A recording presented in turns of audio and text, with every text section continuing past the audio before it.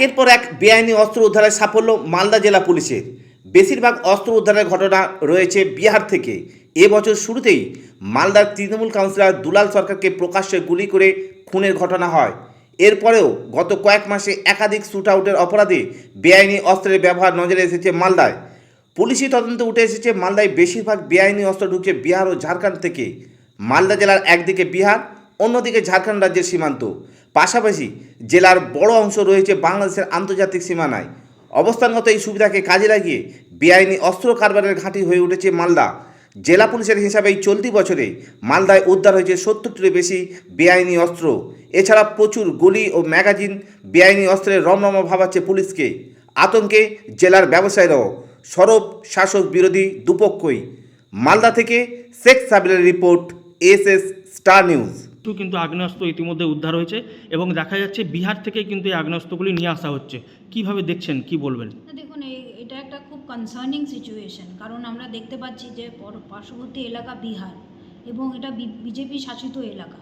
এখান থেকে এত আর্মস আসছে, এত হয়তো গুন্ডারা ওখান থেকে উঠে আসছে, আমরা জানি না ঠিক, কিন্তু বিষয়টা কিন্তু একটু গুরুত্বপূর্ণ সহকারে পুলিশ তো এমনি দেখছে, কিন্তু আমরা আরও অনুরোধ করব যে ওখানে সার্ভেলেন্স যদি বাড়ানো যায়, যে কিভাবে তারা ঢুকছে এবং এত আর্মস নিয়ে কিভাবে ঢুকছে অ্যান্টি সোশ্যালরা সব বিজেপির শাসিত এলাকা থেকে, এগুলো দেখার বিষয় আছে। কারণ কি, যারা ঘুরে ফিরে তৃণমূল কংগ্রেসের কর্মীরাই কিন্তু খুন হচ্ছে, তো এইটার পিছনে একটা বড় চক্রান্ত আছে কি না সেটাও দেখার বিষয় আছে।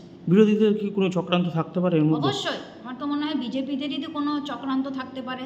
তারা ভোটে হয়তো তৃণমূলের ক্ষতি করতে পারছে না, কিন্তু এরকম অ্যান্টি সোশ্যালদেরকে নিয়ে এসে ভায়োলেন্স করে এবং তৃণমূলের নেতৃত্বদেরকে ক্ষতি করার চেষ্টা করছে। প্রচুর কেস হয়েছে, আগ্নেয়াস্ত্র উদ্ধার হয়েছে। বেশিরভাগই দেখা যাচ্ছে যে বিহার থেকে দুষ্কৃতীরা আসছে, এখানে দিয়ে বিক্রি করার চেষ্টা করছে এবং সেই আগ্নেয়াস্ত্র কিন্তু ব্যবহার হচ্ছে বিহারে। কি বলবেন? এটা কিন্তু খুব ভয়াবহ সিচুয়েশন, খুব কনসার্নিং সিচুয়েশন। আমরা পুলিশ অলরেডি এই বিষয়গুলো দেখেছে, পুলিশ অ্যারেস্টও করেছে, অনেক কিছু আর্মস অ্যামিউনিশন সিজও করেছে, কিন্তু আরও আমরা বলবো যদি সার্ভেলেন্স বাড়ানো যায়, কারণ ঢুকছে কীভাবে এটাও দেখার বিষয় আছে। এটাকে যাতে প্রথমে ইন দ্য বাট যেটা কথাটা বলা হয়, প্রথমেই যদি আটকে দেওয়া হয় তাহলে খুব ভালো হয়। কারণ কি, আমরা বুঝতে পারছি এটা বিজেপি শাসিত বিহার থেকে স্টেট থেকেই কিন্তু ঢুকছে, যেহেতু আমরা মালদায় বর্ডার এলাকা, ওখান থেকে ঢুকছে, এটা কিন্তু একটা কনসার্নিং সিচুয়েশন। প্রথম তো পশ্চিমবঙ্গের সঙ্গে সঙ্গে মালদারও প্রশাসন ব্যবস্থা একবারে ভেঙে গেছে, এটা আমরা দেখতে পেয়েছি। কারণ অনেক খুন হয়ে গেছেন, বালুচর থেকে আরম্ভ করে ঝলঝলিয়া থেকে আরম্ভ করে পুলিশ বড় মাথা বলছেন, মেজো মাথা বলছেন, কিন্তু পুলিশের কাছে কোনো রকম ফিতা থাকছে না। এই ফিতা না থাকার জন্য ওনারা মাথাটা মেপে অ্যারেস্ট করতে পারছেন না, এটা আমাদের মনে হয়েছে। এবং এই সরকারের একটা সুবিধা আছে, যখনই কিছু বিপর্যয় ঘটবে পুলিশ প্রশাসনের কিংবা শাসক দলের, তখনই বলবেন উত্তরপ্রদেশে দেখুন, রাজস্থানে দেখুন, গুজরাটে দেখুন। মুশকিল যেটা কথা হচ্ছে যে আমি তো থাকি পশ্চিমবঙ্গে, আমি তো থাকি মালদাতে, এখানকার যখন অবস্থার অবনতি হবে তখন তার দায় স্বীকার করতে হবে সরকারকে। সেই জন্য সরকার সেই দায় স্বীকার করছে না। সরকার বলে দিচ্ছে বিহার থেকে লোক এসছে, সরকার বলে দিচ্ছে বিহারে বিজেপির গভর্নমেন্ট চলে, ঝাড়খণ্ডে বিজেপির গভর্নমেন্ট চলে, নানা রকম বলে একটা মানুষকে এমন পর্যায়ে সৃষ্টি করছে যে মানুষের আই ওয়াশ করে ঘটনাগুলোকে অন্যদিকে ঘুরিয়ে দিচ্ছে। अभी तक रिकवरी हुआ এবং कहाँ कहाँ से अभी तक रिकवरी हुआ सर? এবছর আমরা অ্যারাউন্ড 41 কেস করেছি, অ্যারাউন্ড 75 লোক অ্যারেস্ট হয়েছে, আর 71 আর্মস সিজ হয়েছে, 124 অ্যামিউনিশন সিজ হয়েছে, অ্যারাউন্ড 16 ম্যাগাজিন সিজ হয়েছে। তো এখানে সবথেকে বেশি হয়েছে রিকভারি কালেচক, তারপরে মানিকচক, বৈষ্ণবনগর আর ইংলিশ বাজার। তো সবথেকে বেশি বৈষ্ণবনগরে রিকভারি হয়েছে, কিন্তু এটা যে রিকভারি হয়েছে এর মধ্যে কিছু কিছু ইন্ডিভিজুয়াল কেস আছে, কিছু কিছু যেখানে আর্মস স্মাগলিং হচ্ছিল ওটা আছে।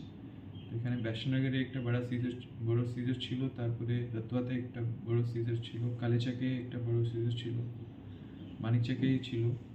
তো আমরা ওটা দেখছি, বেশিরভাগ যে আর্মস আছে ওটা যদি সেমি অটোমেটিক টাইপ থাকে তাহলে ওটা আমরা বেশিরভাগই বিহার থেকে ট্রেস করতে পারছি। মুঙ্গের আর কিছু মিডলম্যান আছে ঝাড়খণ্ডে, ওখান থেকে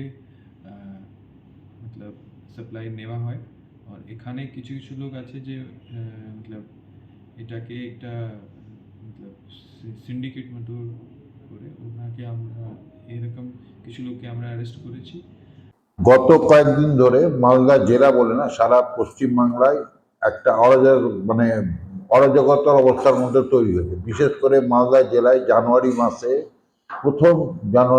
প্রথম দিনই আমাদের জেলার একজন তৃণমূল নেতা এবং ব্যবসায়ীদের খুব কাছের মানুষ ছিলেন দুলাল সরকার, ওনাকে খুন করা হয়েছিল। পরবর্তীকালে কয়েকদিন আগেও আমাদের কালিয়াচক অঞ্চলে একজন তৃণমূলের রাজনৈতিক নেতাকে খুন করা হয়েছে।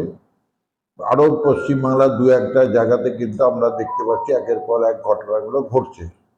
আমরা Malda merchant chamber of commerce যেটা মনে করছি যে এই জেলাতে, আমাদের জেলাটা এমন একটা জায়গায় যেখানে ঝাড়খণ্ড, বিহার এবং তার সঙ্গে সঙ্গে বাংলাদেশ, এই তিনটা জায়গা কিন্তু একসঙ্গে আছে। বাংলাদেশ, বিহার এবং ঝাড়খণ্ড এই তিনটা জায়গায় এক জায়গাতে মধ্যেই আমাদের মালদা জেলাটা আছে। এবং এই মালদা জেলাতে আমাদের বিহার থেকে, ঝাড়খণ্ড থেকে অস্ত্র কিন্তু জেলাতে আমদানি হচ্ছে। এবং অস্ত্র শুধু নয়, অস্ত্র এবং বাংলাদেশ থেকে আমাদের কারেন্সি নোটগুলো আসছে, জাল কারেন্সি নোট আসছে, এবং যার ফলে একটা অর্থনৈতিক পরিস্থিতি খারাপ হয়েছে। এবং সব থেকে বড় অসুবিধা হচ্ছে উত্তর মালদায়, বিশেষ করে কুশিদা, আমাদের চাচল, হরিশ্চন্দ্রপুর এই অঞ্চলের ব্যবসায়ীরা টাকা মাত্র সামান্য 10,000 টাকা ক্যারি করতে তারা ভয় পাচ্ছে, মানে যে কোনো সময় একটা দুর্ঘটনা ঘটতে পারে।